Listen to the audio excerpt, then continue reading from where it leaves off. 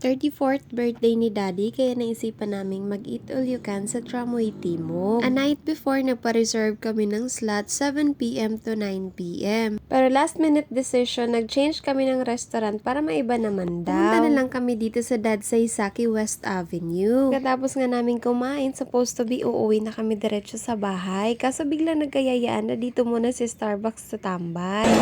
Pero ang mga person, naka-ML ang all. Ito yung ano natin eh. Birthday niya. Birthday niya. Sino yan? May pa-tournament pala tong birthday celebration. Ikaw maglaro na ito. Lahat sila naka-ML. Ito nga nakapali ako ng TV.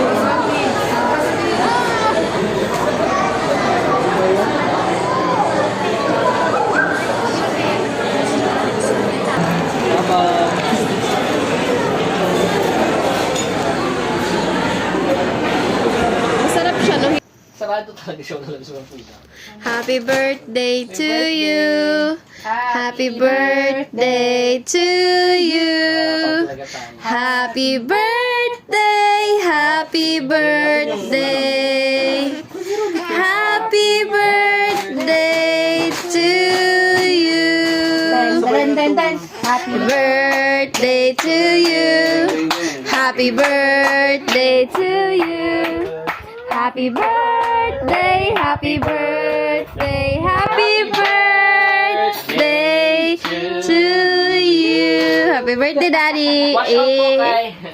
Ang wish ko sa 32nd year na Umayos ka sa wish mo. 33rd nung happy birthday to me. Happy birthday!